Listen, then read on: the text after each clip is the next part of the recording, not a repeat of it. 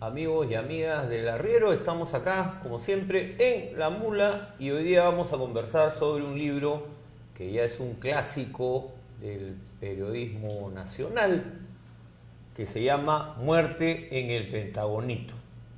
El autor, Ricardo Uceda.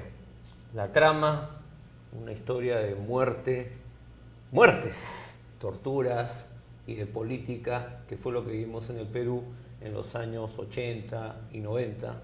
Y bueno, ahora tenemos crímenes nuevos que también se están dando. Ricardo, un gusto conversar contigo. Muchas gracias por invitarme. Ricardo, ¿por qué volver a reeditar Muerte en el Pentagonito? Bueno, me lo sugería la editorial porque hacía tiempo que pues se había vendido, ¿no? y era lo más sensato, ¿no? Tenía que hacer algunas cosas para actualizar y me da mucho gusto porque pasando 15 años ya y teniendo evidencia de que muchas personas lo han leído, hay muchas otras, sobre todo jóvenes, que realmente están tomando información de lo que ha pasado y este es un punto de referencia importante, ¿no? El libro prácticamente es el mismo que tú, sí, no hay ningún cambio, que no hay tú ningún publicaste, cambio, alguna ¿no? explicación, pero no hay actualización porque... Ahora, sobre eso te quería preguntar algo que me quedó revisando el prólogo a la primera edición.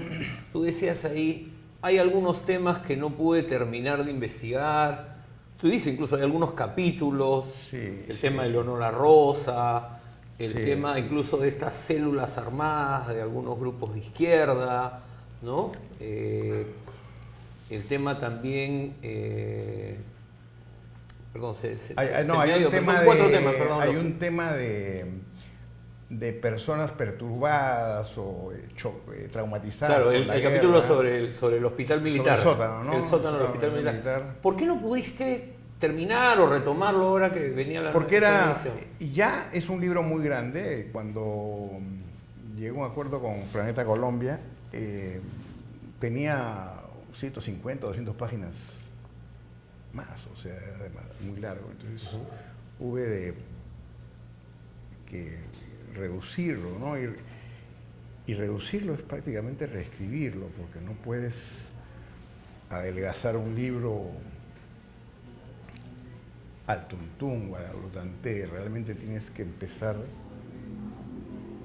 desde arriba hasta abajo y es como reescribirlo, muy desgastante fue. Ahora, Y entonces era muy largo y no tenía la información reunida, esa es la verdad, ¿no? De 4 casos importantes, podemos detallarlos cada uno, pero no tenía la información reunida y me iba a demorar mucho más. Yo soy en realidad lento, ¿no? ¿y no tuviste la tentación ahora tengo algunos volver? éxitos porque me demoro, no porque sea tan hábil. ¿Y no tuviste la tentación de volver sobre estos Bueno, casos? sí, en el caso, por ejemplo, uno de ellos es el de Leonora Rosa, que me parece muy interesante porque es un caso en el que todo apuntaba a que la habían torturado y de hecho la verdad oficial es que ha sido así, ha sido indemnizada, al punto que es una persona que sale del Pentagonito, ¿no? En un gobierno autoritario, dictatorial, y sale y en el hospital militar a donde la conducen tiene un sangrado vaginal. Y luego efectivamente resulta afectada en su movimiento. Ella hasta ahora no tiene... Claro. Entonces todo indicaba que era lo que ella había denunciado. Es muy largo, es complejo. Para tú poder escribir eso tienes que tener una información brutalmente contundente, ¿no? Y mira que el juicio hasta ahora sigue. Claro. Yo he ido a declarar hace un mes, un poco. Entonces no tuve tiempo, pero tenía la hipótesis de que era falsa la versión de ella. Entonces me quedó eso sin poder hacerlo. Ya hacerlo era un alarde de investigación. Podría ser otro libro, además, incluso. Podría ser, de hecho, creo. El otro es el caso de Mariela Barreto, que de hecho hasta ahora hay pistas, pero... entonces ya prácticamente era atentar contra el material que estaba, no podía no tener más tiempo y además porque yo en ese momento yo había renunciado a un medio y para trabajar, invertir en la investigación con mi indemnización, porque IPIS en ese momento no tenía dinero, ¿no? Entonces, bueno, entonces esa es la razón. Pero eran casos potentes. Después publiqué algo sobre Leonor La Rosa porque descubrí que la resonancia magnética que fue exhibida en la que la columna vertebral estaba rota era falsa, ¿no? Había sido alterada. Ahora, tú has mencionado que has estado hace poco en este proceso judicial y tú has desfilado prácticamente por muchos de los procesos judiciales, porque casi todos los casos de los que tú hablas sí. han sido llevados a juicios, ¿no? Sí, Después sí, de que ya se había derogado la ley de amnistía y se anularon los juicios y vinieron los nuevos procesos ya desde la época de la transición. Y muchas veces lo que tú señalas no ha coincidido con las conclusiones de los procesos judiciales. Otras veces sí se han confirmado los datos. ¿Cuál es tu lectura de esto? ¿Dónde está la verdad? A veces nunca podemos tener una certeza completa. Lo que hacemos desde el periodismo es recoger evidencias desde nuestro sistema y ponerlas a la luz cuando pensamos que son las que van a dar el indicio real. Pero a veces, por ejemplo, este recojo de evidencias no sirve para un proceso judicial.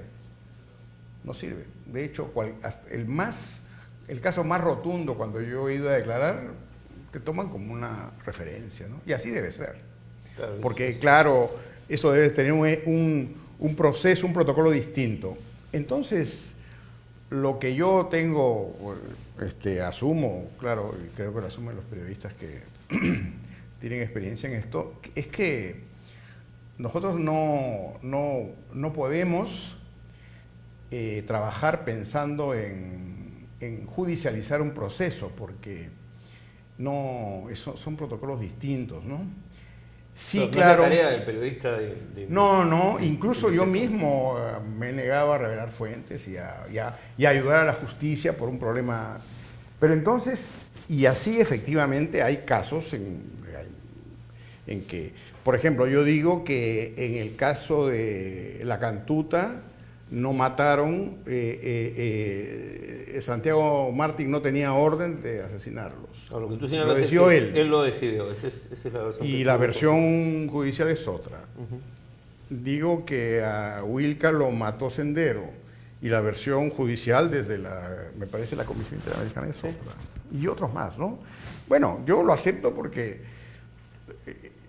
no es mi papel, yo no soy un activista, discutir los fallos judiciales, respeto todo el escrutinio que han hecho, el juicio de Fujimori ha sido muy idóneo, ¿no? Pero yo sigo creyendo lo que publiqué por las fuentes que tuvimos. Ahora, ya pasando a los personajes, ¿no? Algo que también tú señalas es, finalmente, Sosa, Santiago Martín Rivas, los militares que fueron sus jefes, y hasta los presidentes de la República, todos creían que era correcto lo que estaban haciendo, ¿no? Sí, eso es real, ¿no? En la presentación hace una semana había un periodista español muy emblemático, Daniel Cerdán, que ha escrito mucho sobre esto, y en los servicios secretos españoles tenían profesionales o mercenarios completamente entrenados para pues tener un Estado dentro de un Estado, asesinar y tal. Acá los agentes de inteligencia son personas que pueden vivir en este barrio Surquillo normalmente y son los encargados del trabajo sucio y ellos, el sentido común de ellos es lo que yo puedo descubrir y por supuesto que esto es discutible, es que están haciendo su trabajo, que para eso han sido contratados, ellos pueden hacer cuestiones que son monstruosas desde el punto de vista de la sociedad democrática, y de hecho lo son, pero están ahí para hacer eso. Pueden secuestrar a un agente extranjero, cosa que hacen todos los servicios de inteligencia del mundo. Claro. Pueden, en un periodo de guerra, matar. Claro, pueden torturar, matar. Sí, sí. Entonces, mi impresión es que tanto ellos como los generales pensaron en la guerra que hemos tenido, en la confrontación interna, que una parte de esta tarea de ellos era hacer una saca de terroristas en tanto pudieran y no fueran vistos claro. Porque no funcionaba la policía, no funcionaba el gobierno, ¿no? En realidad es un estado pues muy...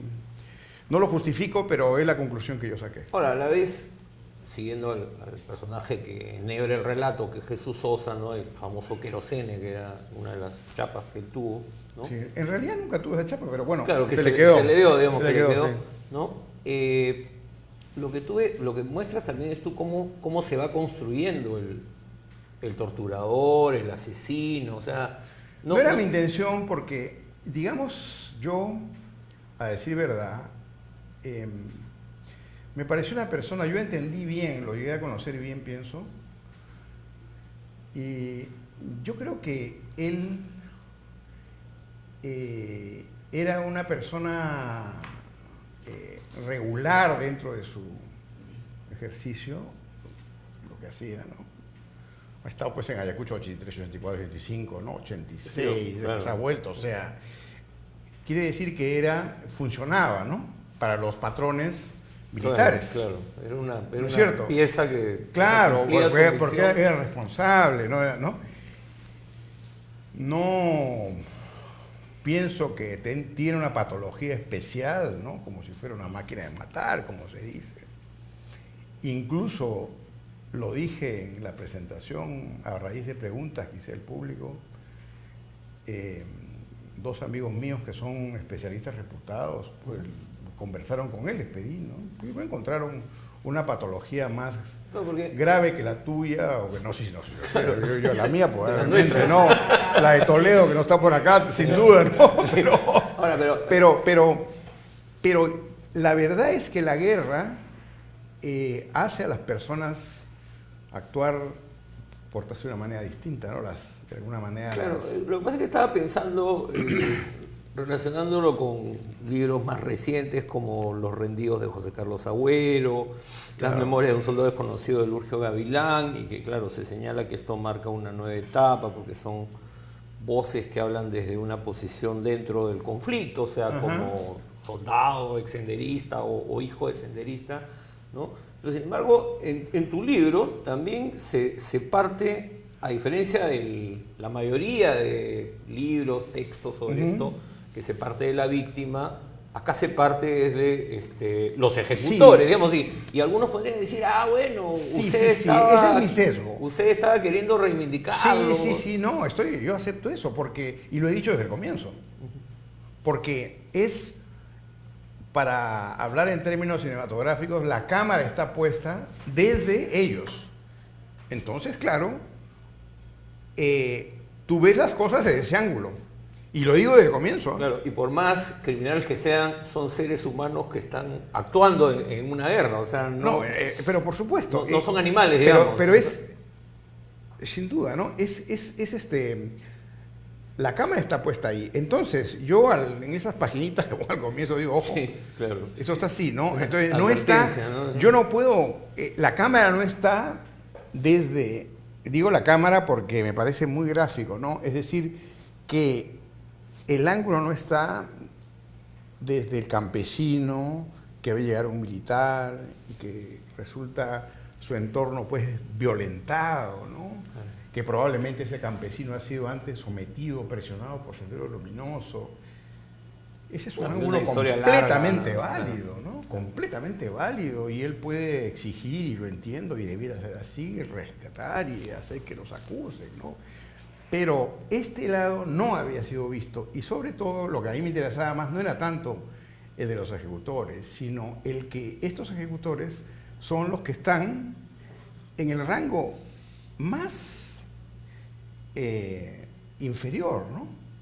O sea, no son ni coroneles. Tú sabes que no hay un oficial de inteligencia. Todos los agentes de inteligencia no son oficiales. Claro, ningún oficial hace ese trabajo. Entonces, y luego los generales, ¿no? Entonces, yo a veces me río para mí, ¿no? Hay personas muy, ¿no? Yo lo respeto mucho, ¿no? Limpias desde el punto de vista de derechos humanos, que le pueden dar la mano a un general que probablemente las tiene más manchadas de sangre que otros que han sido sus inferiores, ¿no? Entonces efectivamente es sesgada, pero creo que esa mirada era necesaria y por eso lo hice, porque tenía las fuentes, no es tanto por una preconcepción, porque realmente uno hace las cosas cuando las puede hacer. Y bueno, y algo que muestra el libro son pues que, así como no eran, digamos, psicópatas, ¿no? Tú tenías variantes en relación a estos personajes, o sea, no todos los Colinas eran iguales, Sosa no pensaba como Martín Rivas, su lógica de comportamiento era distinto. Y se ha visto mucho después de los juicios, pero ponte a ver también en el caso de los miembros del grupo que con gran criterio al comienzo diseñó Mantilla para que en las universidades y los centros de masas se informara al Ministerio del Interior respecto de los senderistas que estaban ahí, porque ¿quién sino el APRA? Claro, es algo que tú señalas como los únicos que tenían una red nacional eran los artistas. Claro, ¿no? Entonces, y los estaban matando.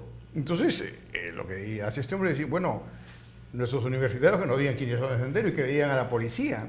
Y eso está muy bien. Ellos se equivocan cuando hacen que este grupo ponga una bomba cuando no sabían ponerla y estalla, ¿no es cierto?, con los resultados que sabemos. Pero entonces también me pareció importante hablar mucho tiempo, he hablado varios años con todos ellos, ¿no? Lo mismo con Sendero, que fue lo más difícil del libro porque no tenía ninguna fuente de Sendero, he tenido que ir a tocar la puerta en las cárceles a las autoridades del partido, ellos, y decirles, miren, quiero hacer esto, y pasas por una serie de tabiques, ¿no? Y te dicen, sí, te prueban esto, y te dan unas cosas sí y unas cosas no. Eso siguen siendo tan jerárquicos como siempre. Sendero, sí, eso no cambió. No, y yo he llegado a hablar, mira, me he ido a todas las cárceles, ¿no? He hablado con Morote, he ido a las autoridades, no he hablado con Guzmán, tengo una carta de él, que no era posible hablar con él, pero he hecho todo lo necesario para contar capítulos, no el rollo de que querían, porque eso no me interesaba, sino qué pasó en Ayacucho en el 83, qué células había. Felizmente pude tenerlas sin autorización del partido. Supe que eran esta chica Clara, que era la jefa y que murió junto con Carlota Tello, cómo fue las reuniones de célula que ellos tuvieron. Que no sabían a quién estaban matando, ¿no? Claro. Los policías, los militares no sabían que estaban matando un cuadro importante. Eso para mí fue lo más difícil. Parece, fue lo último que hice, ¿no? Porque no eran capítulos iniciales y entonces yo me demoraba pues un montón, ¿no? Y no acababa porque eran capítulos iniciales, ¿no? Ahora, pensando en un poco la mirada del conflicto armado, la guerra interna, como se le quiere llamar, los años de la violencia, en fin, eso siempre se puede discutir sobre los nombres, pero ¿por qué el Estado peruano le costó tanto entender qué era lo que tenía al frente? ¿Por qué? Mira, yo he estado... Desde esta mirada este ángulo que tú tomas, ¿no? Sí, yo me lo entiendo porque, a ver, yo he estado en el 80 desde el 77 estuve en una revista muy ideologizada de izquierda, que eran los que más conocían de toda la pelambre izquierdista, ¿no? Luego fue el diario de Marca, estuve en el grupo que lo fundó, estaba ahí hasta el 83. Bueno, tampoco conocían el Sendero. O lo subestimaban. Lo segundo, creo, ¿no? Más lo segundo que lo primero. Sí, no, como lo subestimas, no lo conoces, además. Pero por supuesto, porque además todo el mundo, no sé si tú, pero yo conozco, yo estoy en la Universidad de San Marcos del 70, ¿no? Entonces todo el mundo era Pues yo creo los discursos retóricos yo no me los creo casi ninguno, ¿no? Entonces, todo el mundo iba a hacer la revolución, todo el mundo iba a hacer la lucha armada. Pero los únicos que fueron, fueron ellos, y no se lo dijeron a su papá, a su mamá. Los de la uni fueron y vendieron sus computadoras, sus estos, y se fueron. Y entonces lo hicieron, ¿no? Ya cómo lo hicieron es otra historia. Pero entonces, si la izquierda no los conocía y pensaba, me acuerdo de la idea de la trenza de Letts escrita en el diario de Marca, ¿no? Que claro, sí tenemos que confluir con ellos cuando no se... Ya, si lo ves desde ahora, era una tesis bien intencionada, ¿no? Claro. Estos compañeros pueden estar equivocados, ¿no? Cuando realmente eran enemigos del pueblo. Y estaban matando a dirigentes del PUN, digamos, claro, militantes de toda la... Todavía no, pero llegarían a hacerlo. Eso pasó. Entonces, comprendo un poco a los militares, ¿no? Que se habían quedado con el modelo de enfrentar guerrillas guevaristas, ¿no? Influidas por Cuba. Y nadie lo conocía, ni siquiera, digo, la izquierda. Ahora, se nos está yendo el tiempo, Ricardo, pero otra cosa que me llamó la atención de Sosa, porque esta es la última pregunta sobre Sosa, ¿no? Sosa finalmente tiene una ética, ¿no? Sí, yo respeto a Sosa como personaje, ¿no? Incluso cuando él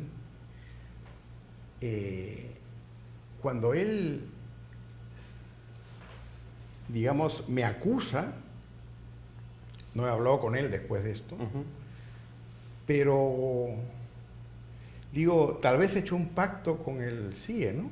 Porque él fue el único que no hizo el pacto como el resto de los Colina, ¿no? Tal vez, no sé, esa es una historia todavía un capítulo por contar, por ¿no? contar. Por contar, pero sí, yo lo entiendo a él nunca me pidió dinero, él quería exponer, él tenía una motivación, pienso yo, política, no en el sentido que tradicionalmente lo concebimos. Yo creo que él quería dejar en evidencia a los generales. Sí. O sea, él pensó que... Porque él se sentía traicionado por su institución, abandonado, eso está clarísimo. No, lógico, y además tratado como una escoria, ¿no? ¿Sí? Entonces... Que de alguna manera así veían los generales a estos... Es posible, ¿no? Porque, claro, hemos hablado con militares, ¿no? Pero a mí me da gusto haber hecho eso porque es otro punto de vista, ¿no? No digo que es la verdad, pero, claro, por ahí han pasado tantos episodios que realmente, o sea, imagínate, han podido matar a Letts, han podido matar a la gente, digo, de la escena política. A Díaz Canseco, a Yehude, no han podido hacerlo por AOD, pero eso podía avanzar mucho más. ¿Y quién lo hacían? Ellos, ¿no? Acá, hoy día en El Comercio ha salido esta nota en luces, próxima parada, El Horror. Yo siempre pensé que iba a ir al cine primero, Muerte en el Pentagonito, pero bueno, ha ido al teatro. ¿Cómo ha sido esto, Ricardo? No, me buscó el chico, el director, Alejandro Guzmán, y me gustó él. No, yo no lo conocía, tenía referencias buenas de él, y entonces se sintió inspirado en las historias, y en realidad, más allá de 2 o 3, nadie había buscado para hacer cosas de otra índole. ¿Y tú has participado en algo en lo de la obra? No, he dicho que no porque no quiero manchar con mi intervención eso, ¿no? No, yo le he dado completa libertad, ¿no? Porque creo que la forma que hice el libro es para que te deja margen para que tú interpretes que tengas un margen de interpretación muy amplio, ¿no? Bueno, Ricardo, muchas gracias por la conversación. Podríamos hablar horas de horas con Ricardo Ucea. Yo les recomiendo a las nuevas generaciones que siguen El Arriero y La Mula que lean Muerte en el Pentagonito. Uno puede discrepar con algunas de las afirmaciones del relato, hay mucho para debatir. pero es uno de los mejores libros escritos desde el periodismo peruano sobre el conflicto armado interno y espero que lo lean. Vamos a seguir conversando siempre sobre estos temas. El libro lo ha editado Planeta y con eso nos despedimos hasta la próxima. Nos vemos.